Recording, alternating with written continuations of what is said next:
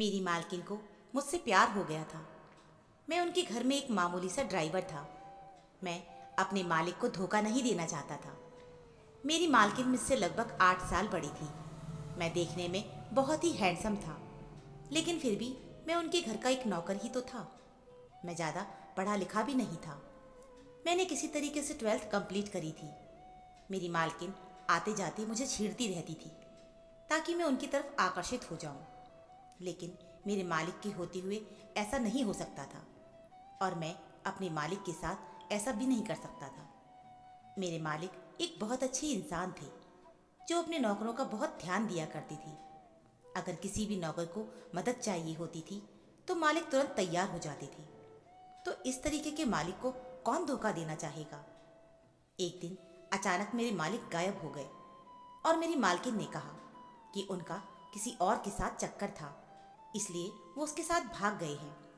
लेकिन मुझे इस बात पर विश्वास नहीं था, क्योंकि मेरे मालिक का किसी के साथ भी चक्कर नहीं था, क्योंकि मैं उनके साथ 24 घंटे साथ रहता था। मेरे मालिक एक नेक दिल के इंसान थे। मुझे ये समझ नहीं आ रहा था कि आखिर मेरे मालिक कहाँ चले गए हैं। खैर, मैं तो उस घर का नौकर था, मुझे तो अपने काम से मतलब था। मालकिन को कहीं भी जाना होता तो वो मेरे साथ ही जाती थी। मालकिन फिर से मुझे अपनी तरफ खींचने लगी। एक दिन मालकिन मुझे रात के 12 बजे कहीं बाहर ले गई और मुझे कहने लगी कि मैं तुमसे बहुत ज़्यादा प्यार करती हूँ, तुम मुझे बहुत ज़्यादा पसंद हो और मैं तुमसे शादी करना चाहती हूँ। मैंने कहा, मालकिन, ऐसे कैसे हो सकता है? आप मेरी मालकिन हो, मैं आपका नौकर हूँ। हम दोनों के बीच ऐसा रिश्ता कैसे हो सकता है?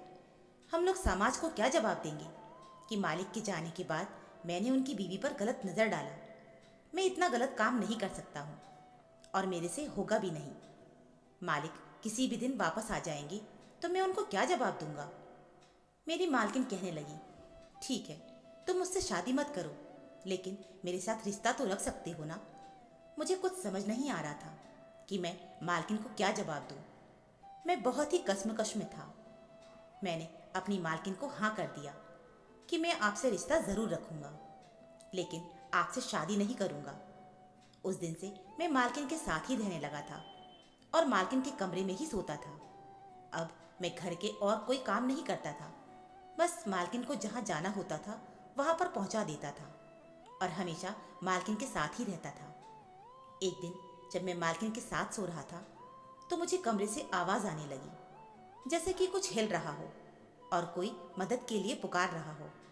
ऐसी आवाज़ें सुनकर मेरी नींद ही खुल गई थी और मेरे मुंह से चीख निकल गई, जिससे मालकिन भी उठ गई और मुझसे पूछने लगी कि क्या हो गया। मैंने कहा, मालकिन, मुझे कुछ आवाज़ें आ रही थी, जैसे कोई मुझे पुकार रहा हो या किसी चीज़ को हिला रहा हो। मालकिन ने कहा, तुमने कोई सपना देखा होगा, चलो तुम सो जाओ। उसके बाद मैं सो गया। एक दिन मालकिन ने मुझे किसी काम से बाहर भेजा था, लेकिन मैं काम पूरा करने से पहले ही घर आ गया था। मैं जैसे ही रूम के अंदर जाने लगा तो मैंने देखा मालकिन के हाथ में एक खाने की प्लेट है। मालकिन ने अलमारी खोला और कपड़ों को एक किनारे कर दिया और उसके बाद अलमारी के अंदर घुस गई। ये नज़ारा देखकर तो मेरी आंखें फटी की फटी ही रह गई। मैं रूम के बाहर ही खड़ा रहा था। मालकिन लगभग 15 मिनट के बाद अलमारी से बाहर निकली। मैं जल्दी से नीचे उतर आया और घर से बाहर चला गया। बाहर 10 मिनट तक रुककर घर के अंदर घुसा तो मैंने देखा कि मालकिन सीढ़ियों से नीचे उतर रही थी। मुझे देखकर मालकिन ने कहा, तुम आ गए? मैंने कहा, हाँ मालकिन, मैं आ गया। अब मुझे समझ आ चुका था कि उस दिन मुझे जो आवाज़ सुनाई दे रही थी वो मेरा सपना नहीं था। उस कमरे में और भी कोई रहता है, लेकिन मुझे पता करना था कि वो कौन है। मैं इंतज़ार करने लगा कि किसी दिन मालकिन घर पर ना हो और मैं उस राज का पता लगाऊं। कमरे के अंदर कौन है? अब मैं जानबूझकर मालकिन को अपनी तरफ आकर्षित करने लगा था ताकि मेरे ऊपर पूरा विश्वास करे। वैसे तो मालकिन के साथ जो मेरा रिश्ता था वो रिश्ता होना नहीं चाहिए था, लेकिन मुझे मजबूरन ये सब करना पड़ रहा था। एक दिन मुझे वो मौका मिल ही गया। मालकिन को अपनी किसी फ्रेंड के एनिवर्सरी पार्टी में जाना था। मैं मालकिन को वहाँ तक छोड़ने गया, क्योंकि मालकिन मुझे पार्टी के अंदर लेकर नहीं जा सकती थी। आखिर मैं उनका एक नौकर ही तो था। मालकिन को छोड़कर मैं जल्दी से घर आ गया। और मैं कमरे के अंदर चला गया। उसके बाद मैंने इंतज़ार किए बिना कमरे के दरवाजे को अंदर से लॉक किया और अलमारी के अंदर घुस गया। वहाँ जाकर जो नज़ारा मैंने देखा, मेरे पैरों तले ज़मीन निकल गई, क्योंकि वहाँ और कोई नहीं, हमारे मालिक थे। मालिक के दोनों हाथ बंधे रखे थे और मुंह पर एक पट्टी लगा रखी थी। मैंने जल्दी से मुंह से वो पट्टी हटाई। उसके बाद मालिक के दोनों हाथ खोले। फिर मालिक को मैंने पानी पिलाया। मालिक को बाहर लाकर कमरे में लिटा दिया और डॉक्टर को भी बुला लिया।